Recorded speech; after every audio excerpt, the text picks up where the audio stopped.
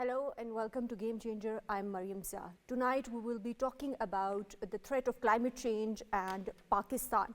When we talk about climate change, of course, it covers different dimensions, including social, economic, and of course, environmental challenges that Pakistan is facing today. According to Global Climate Risk Index, Pakistan ranks as the fifth most climate vulnerable countries of the world, and experts say that we need 40 to 50 billion dollar every year till 2050 if we have to, of course, address the challenge of climate change.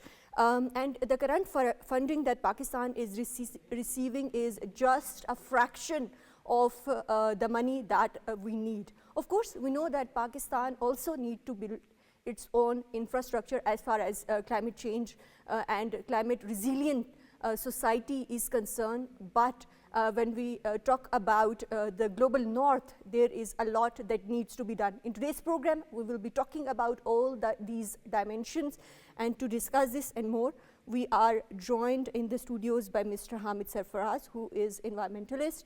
Welcome to the program. We're also joined online by Dr. Hasan Zafar, who is senior economist. Welcome to the program. And we are joined online by Professor Roomana Kakr, who is founder of Save My Environment and environmentalist. Welcome to the program. Mr. Hamid, let me start with when we talk about the threat of climate change. Pakistan is facing dual kind of threat. We don't have the enough infrastructure, and also we are most vulnerable countries of the world as far as climate change is concerned.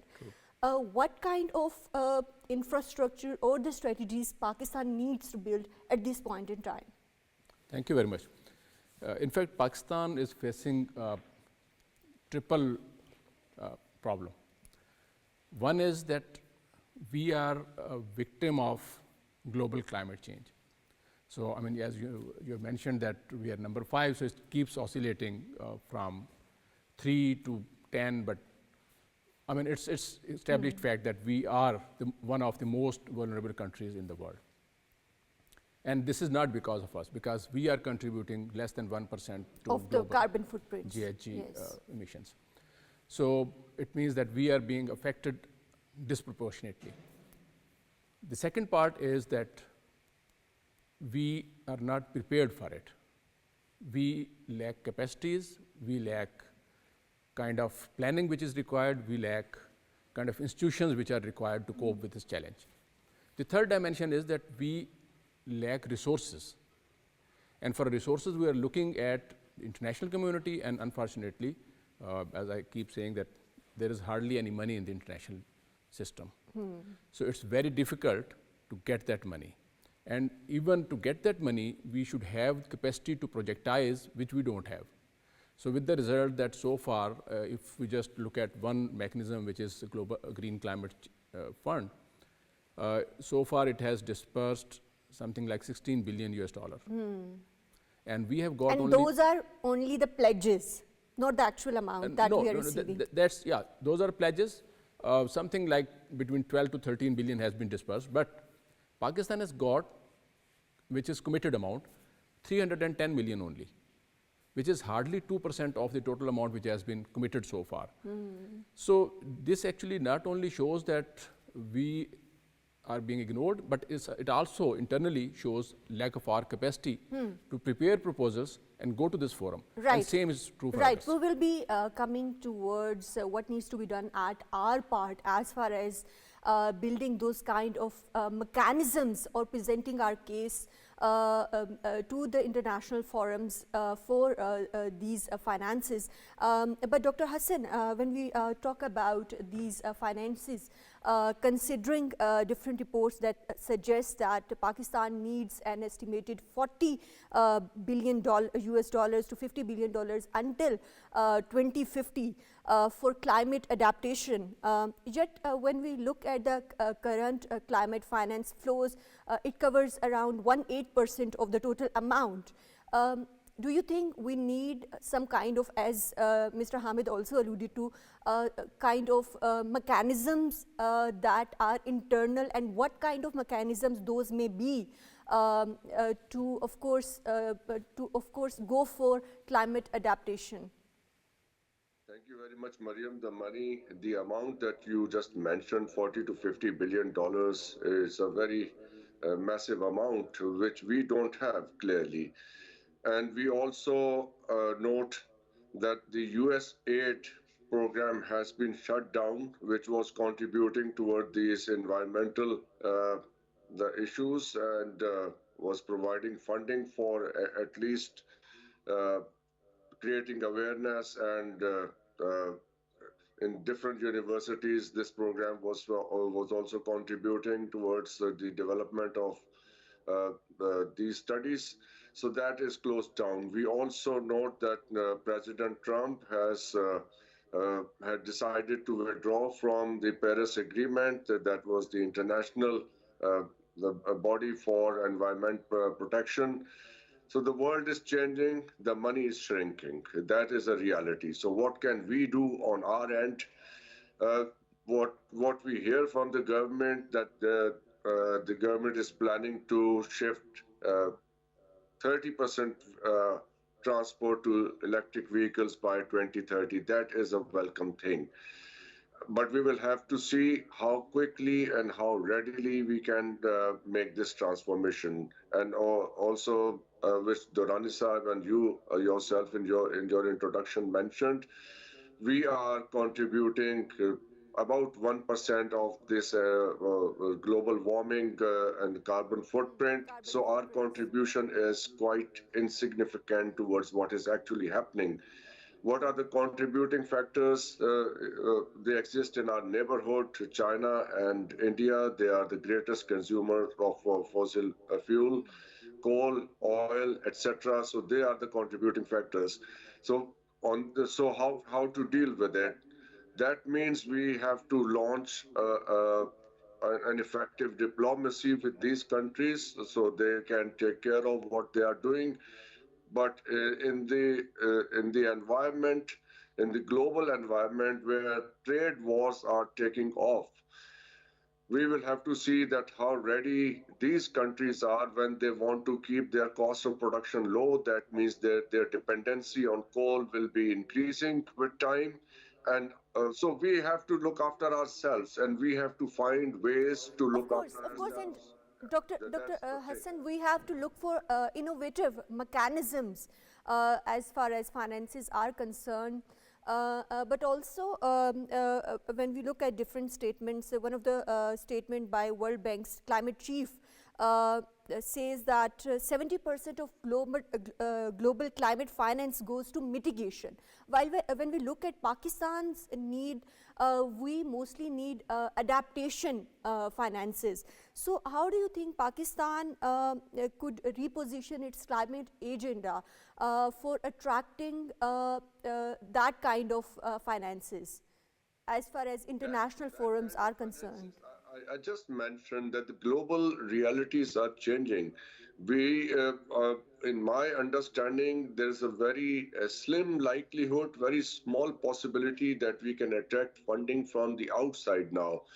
We will have to rely on our own strategies, our own resources, and for that, how quickly we can make the transformation to the electric vehicles, that is very fundamental, because the air pollution caused by the vehicles is greater in amount than other other sources combined. For example, industrial pollution in Pakistan is far less than what the vehicles are contributing. So we have to look after this. We have to go for find ways of clean air. We know what happens during the months of October and November. We have huge smog problem in our major cities. We are affected by the air pollution, and that is costing hugely on our health bill. That is also costly hugely on the way people when it comes to the individual efficiency of the of our workforce, that is tremendously reduced by the air pollution.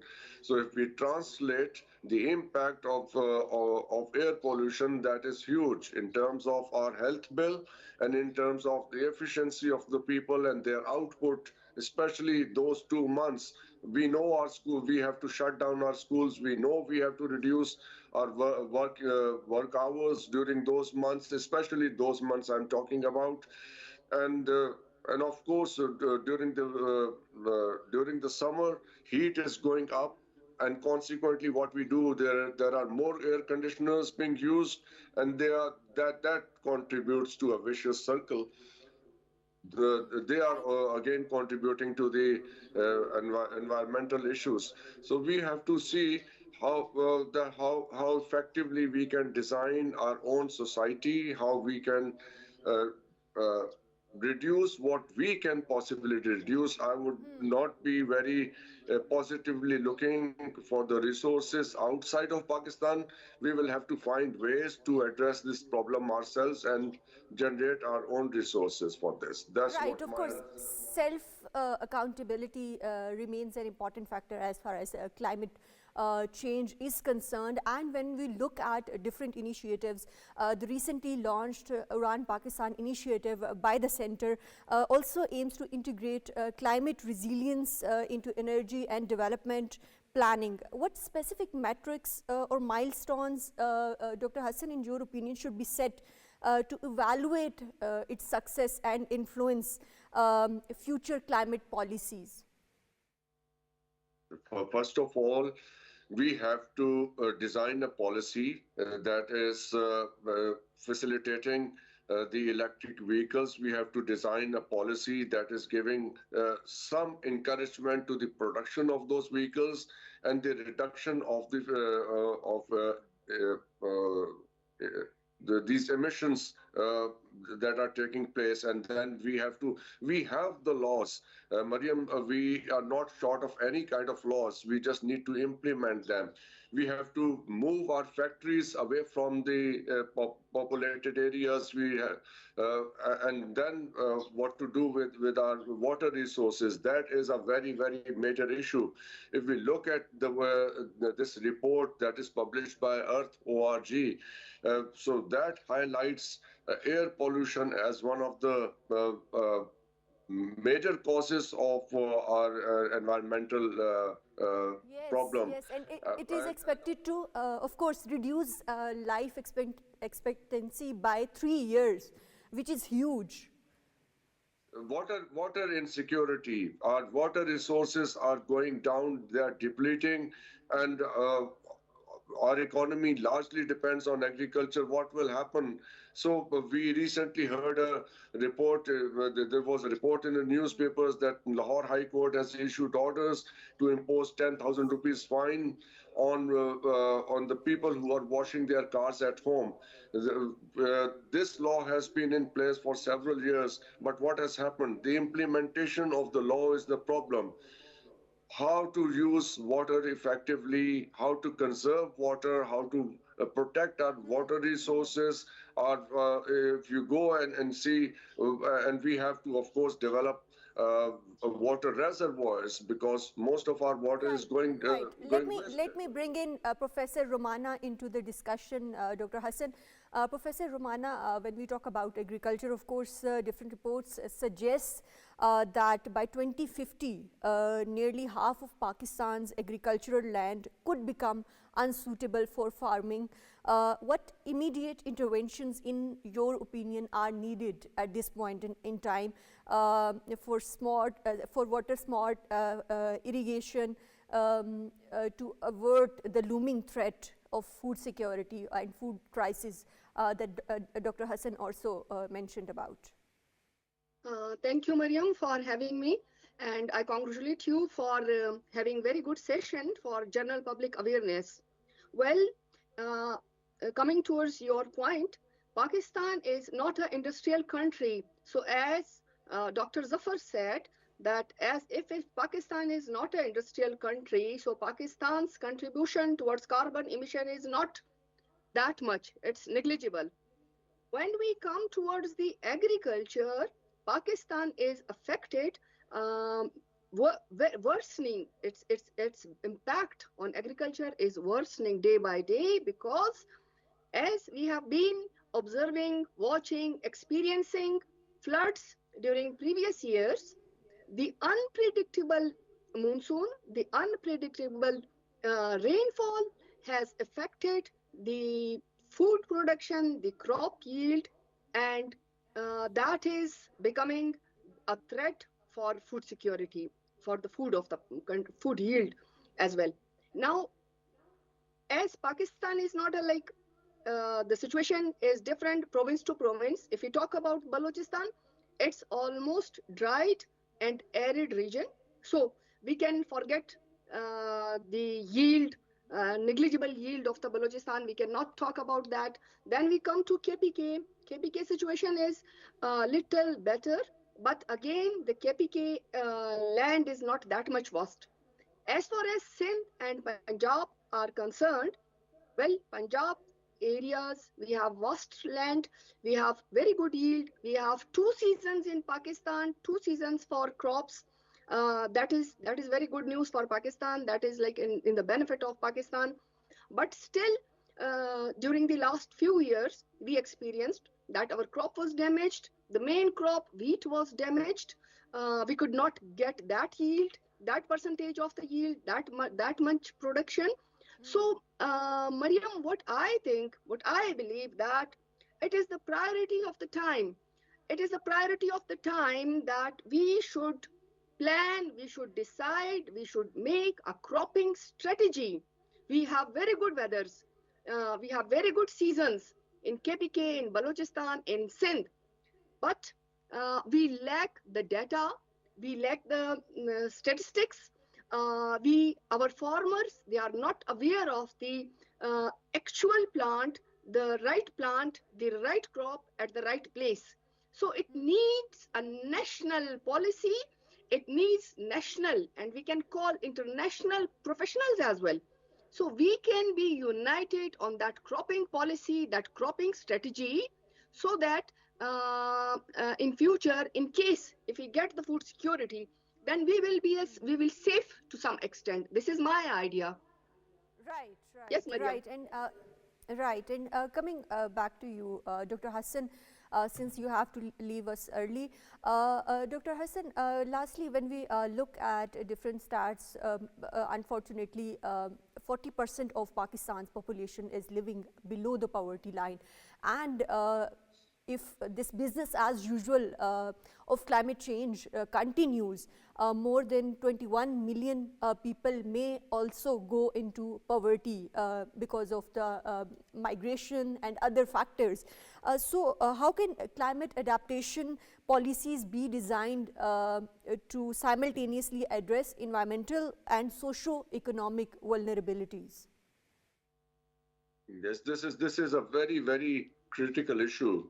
Uh, uh, just now we were discussing deforestation. That is a major concern for me, because that is for deforestation is not only affecting the overall environment.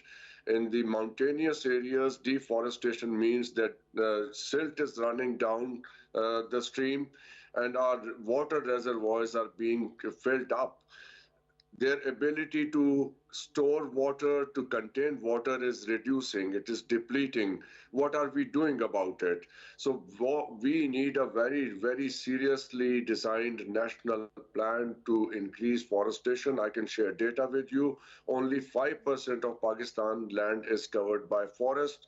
It is fast reducing in the Punjab, because if we include Balochistan, we understand that these stats are split over differently in different regions.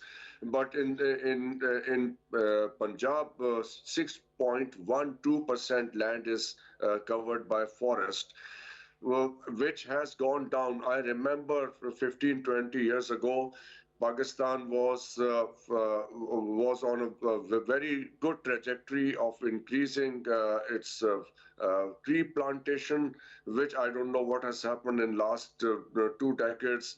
Uh, uh, I think our attention shifted elsewhere. That has gone down. We have also seen what has happened to our rivers. The three rivers after the Indus Water Treaty, they have completely dried up.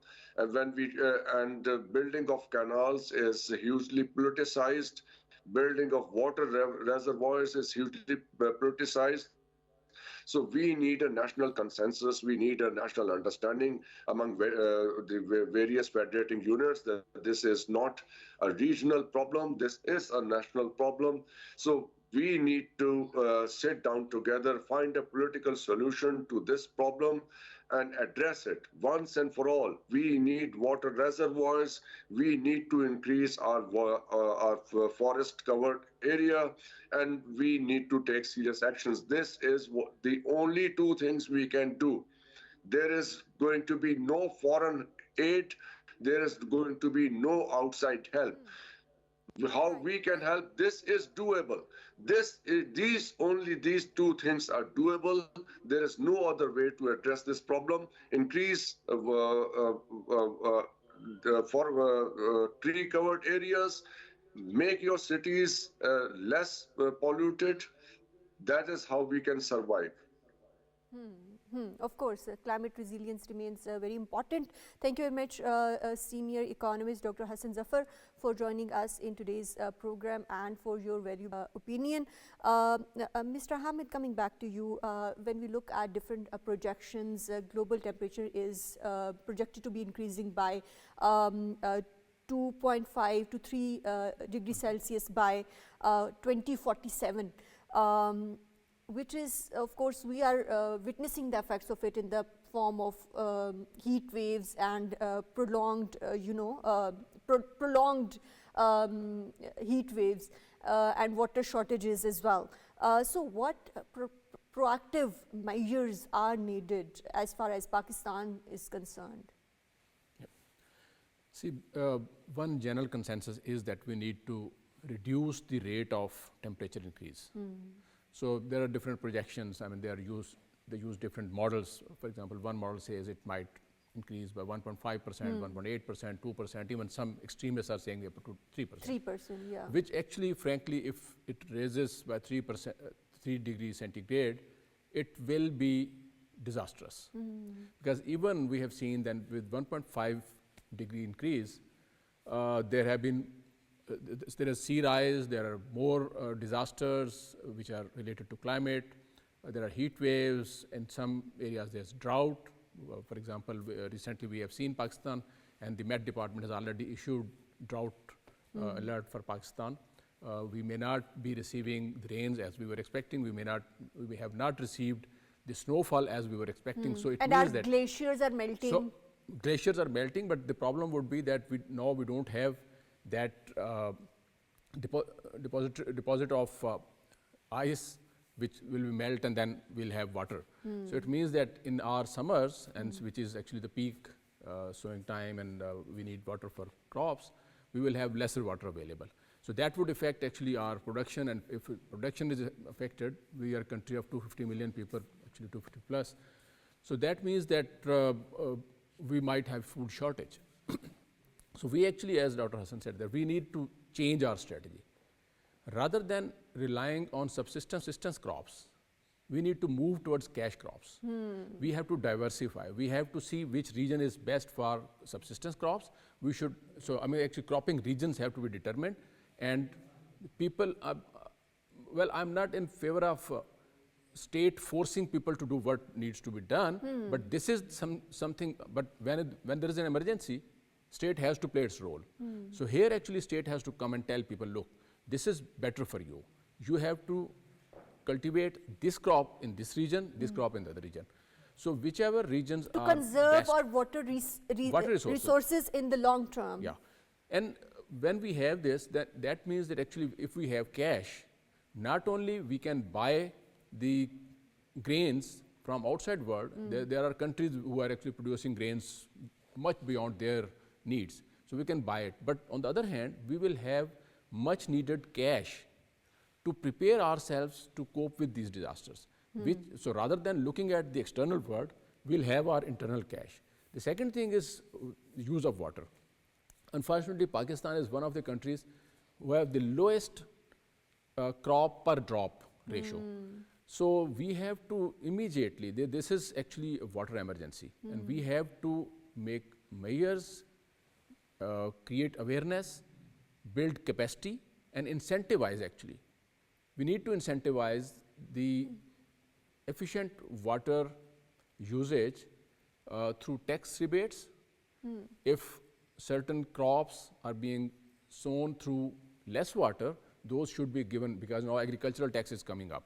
So everybody will be paying tax. So we can have tax measures to encourage water conservation and water efficiency. And what kind of incentives, in your opinion, could be given by the to the farmers by the government in different provinces, in different regions of the country? Like you earlier mentioned, that every region has its own needs, and we can cultivate the plants or the land according to the need of the area. You see, in past we have been subsidizing fertilizer, we have been subsidizing seed, we have been subsidizing even agricultural inputs. But experience tells us that subsidizing and especially providing goods has failed, because providing goods has another mechanics which needs to be taken care of. I mean, it's transportation, there is a lot of people are involved in, so there is high transaction cost. So we have to reduce that. So the easiest is that you reduce their economic burden, and you can reduce their economic burden by tax reforms. So if, for example, somebody is paying 100% tax on business as usual, if they are taking these measures, if they are introducing climate smart agriculture, there are various techniques. Climate smart irrigation is one aspect, but then we can introduce certain varieties which are climate resilient. So if in totality, some farmers are adopting climate smart agriculture, they should be given discount in their taxation. So that would actually ultimately, and this would not require any field staff or human efforts to provide inputs to them. So it is actually just reducing their percentage, and that needs to be fixed by the authorities, and that can be done. The second thing is that we need to think about engaging our private sector more effectively, because government would never have that kind of money which is needed to cope with this challenge. So we need to bring in, build confidence of the private sector, encourage them for innovative solutions, and then incentivize. Again, I keep saying incentivize and incentivize. And incentivization is not only in terms of taxation, but it can also be kind of recognition. There used to be a system of recognizing the farmer who was producing the most yield. Producing the most yield. That has stopped. So we need to introduce that again. Right. And public-private partnership remains an important aspect. But at the same time, Mr. Hamid, how important is AI or artificial intelligence as far as climate change or building climate resilient infrastructure or engaging these farmers is concerned? It's very important. You see, the key is forewarning. Exactly. That you know when a climate extreme, flood or drought is going to be any form coming. of climate extreme, any form of climate extreme, whether it is hot or cold, both ways, when it's going to strike you. If you know it in advance, and so on, the AI is being used for modeling it, and if we can convert those complex language models into easy to understand messages for farmers, for common people, so they can get themselves prepared. The second thing is that now AI is being used for climate smart agriculture. For example, through satellite linked data, you can precisely fix the quantity of water which is required for certain crop in some specific, even to the precision of a single farmland. Is it being used in Pakistan It is at the moment? It is being used in Pakistan. Right. It is being used in Pakistan. So we in just fact, need to expand that expand model. it, give exposure to those people who are not using it. Actually, since it is a bit expensive, So right now, only the progressive farmers are doing it. But we need to take those farmers who don't have this capacity, who don't have financial resources to do this. So to these people, expose them and tell them what are the benefits.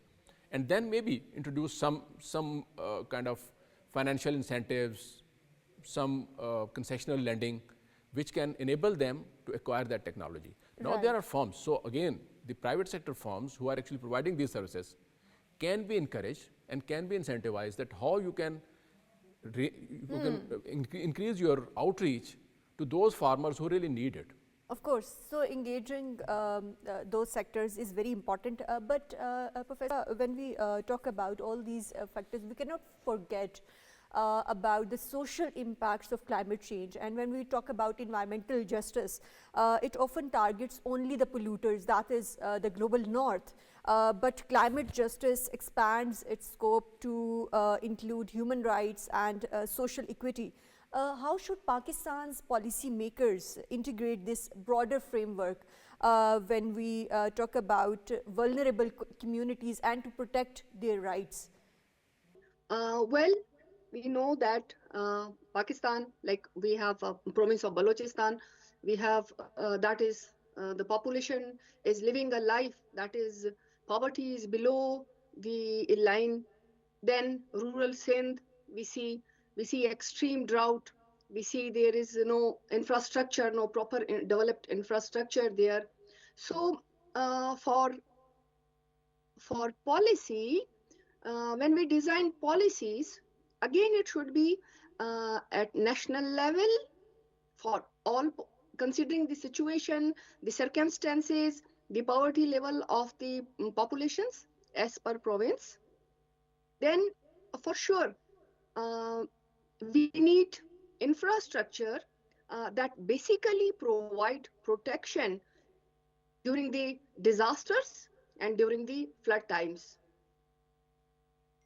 Because we have been observing that during previous flood, most of the population who were affected were poor community were affected. Vulnerable Then communities, of course. Vulnerable community were poor.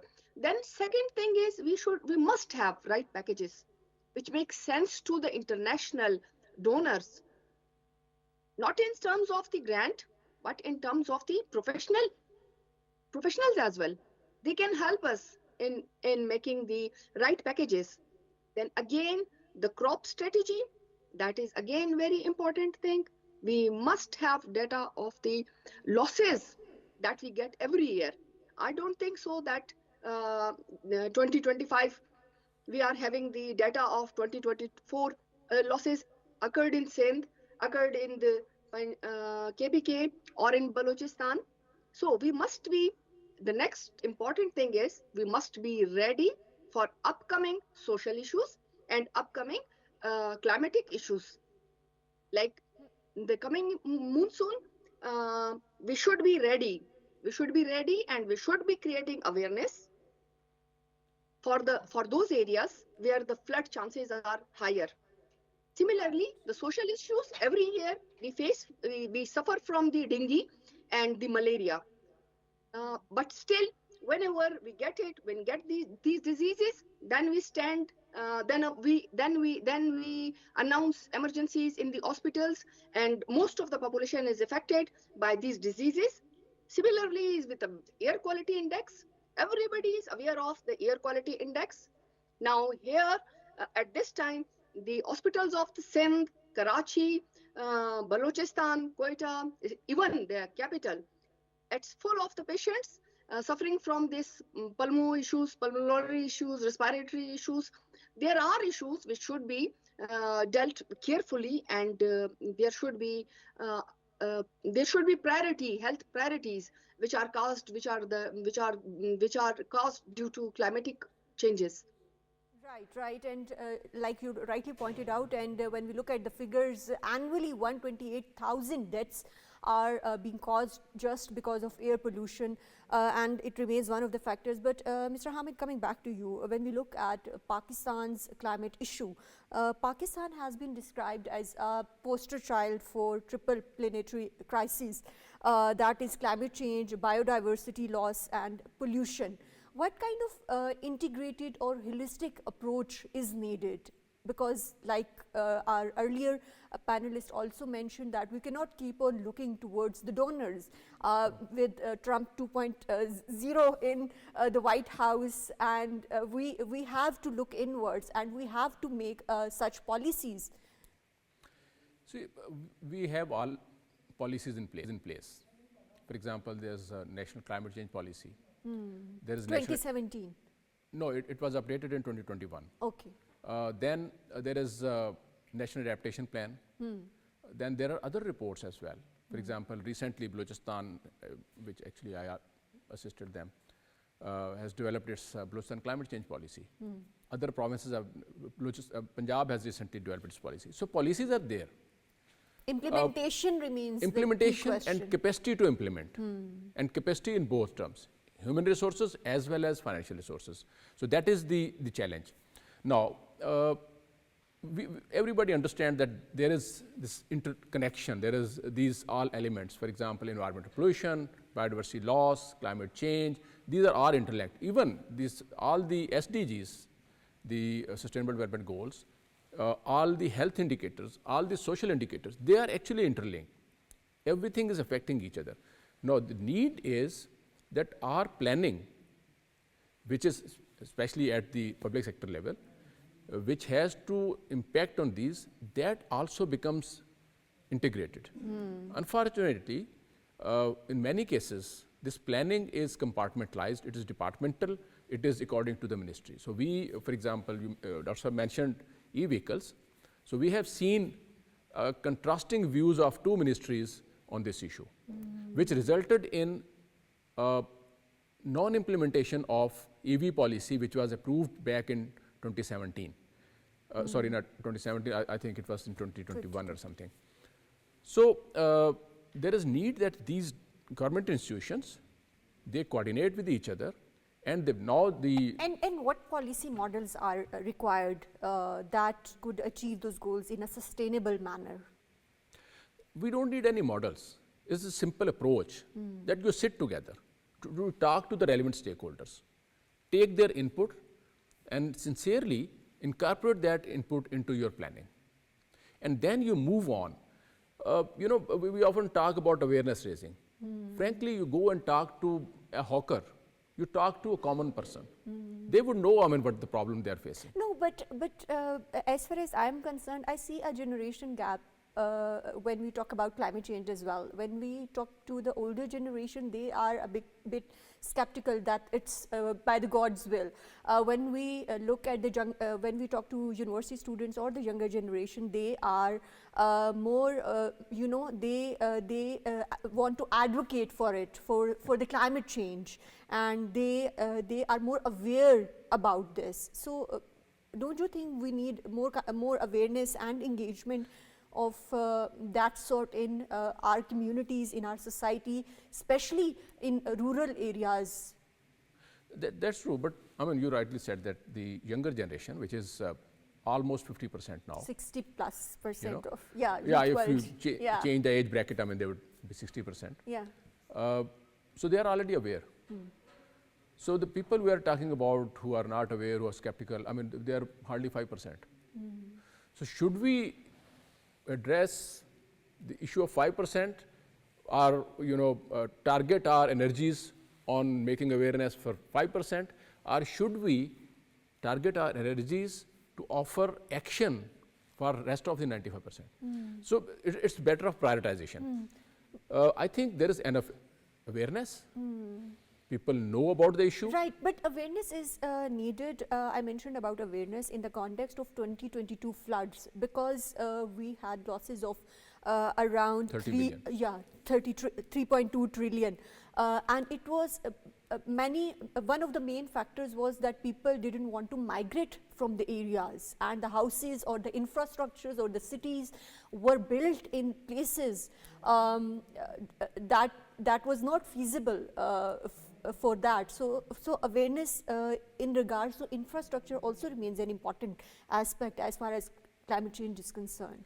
You know, we need to be cognizant of the fact that people love their properties.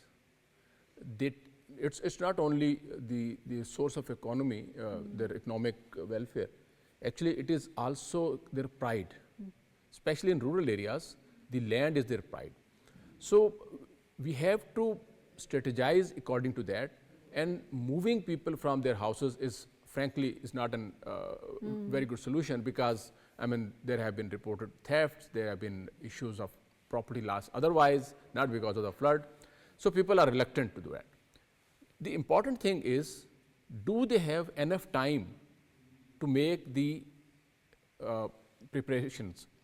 Unfortunately, so far our forewarning system has not been that efficient. The second part is 2022 floods. I've been part of the team which actually looked at what happened and what needs to be done. In most of our infrastructure, for example, railroads, roads, or canals, they became bottleneck. They gave the damming effect to the rainwater.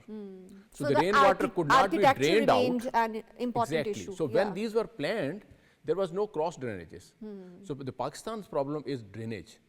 So we need to invest into drainage. So again, we need financial resources, which we don't have, but at least what we can do is that we can make the future infrastructure climate resilient. So this situation does not repeat. The second thing is that in many areas, even in Islamabad, I would say, there is hardly any sense of zoning. We don't know where to construct what. I'll give you an example of Quetta, where actually this DHA was planned, and actually, I mean, it had been auctioned. People have bought their plots, and it is on the waterways. So in 2022, when flood came, it took away everything, and the prices of the plots went to 50%. So that was economic loss as well as property loss. I mean, so this is something which we need to understand. If we did not need this kind of preparation in earlier years, Right. now we need it, because climate change, I mean, if you ask me just one word which can explain climate change, it is uncertainty. Of course. We are not certain when, where, for how long, how much quantity, But how we much are magnitude. certain at the same time that it is going to be coming. It is, yeah, exactly. That is only yes, certainty. Yes. That this uncertainty would happen. That is certainty. Yes, so we So have to be prepared we have to for be it at all costs. Professor Roomana, when we, of course, Pakistan has to look internally, and we have to resilient infrastructures as well. But we cannot forget the responsibility of global north at the same time.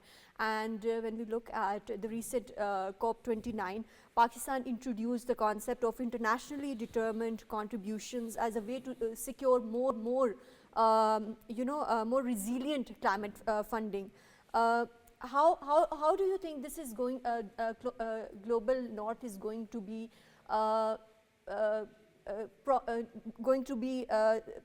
we can pressure them to secure this ecological debt. Dr. Saab, for his observation for flash floods in Quetta specifically. As I was part of the team when we were constructing, when the PHA housing scheme was planned, and this housing scheme, this area comes in just gateway of the dam.